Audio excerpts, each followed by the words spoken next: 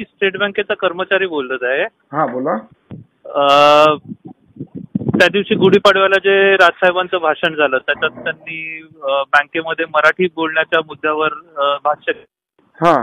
तर मी आवर्जून सांगू इच्छितो याचे खूप चांगले परिणाम बँकेत दिसू लागले आहेत. म्हणजे खूप वर्ष आम्ही वाट बघत होतो की बँकेमध्ये मराठीला डावललं जातं का असं आमची एक खंत होती की हिंदी पखवाडे साजरे केले जायचे बँकेमध्ये पण मराठीला दुजाभाव मिळायचा.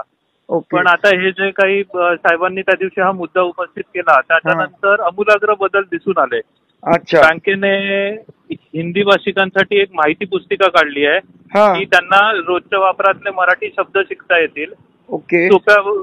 सोपी मराठी त्यांना बोलता येईल याच्यासाठी एक माहिती पुस्तिका बँकेने उपलब्ध करून दिली आहे. तसेच बँक आता ऑनलाईन क्लासेस पण हिंदी भाषिकांसाठी घेते आहे की ज्याच्याकडून हिंदी भाषिकच असे नाही कोणीही असेल की ज्यांना महाराष्ट्र राज्यात मराठी शिकायची आहे आणि बोलायची आहे त्यांच्यासाठी आता बँकेने मराठी क्लासेस पण उपलब्ध करून दिले आहेत. तर हे खूप खूप चांगला बदल या भाषणामुळे दिसून आला. तर त्याच्याबद्दल मी खूप आभारी आहे. तर आभार व्यक्त करायला म्हणून मी फोन केला. थँक्यू थँक्यू थँक्यू थँक्यू धन्यवाद.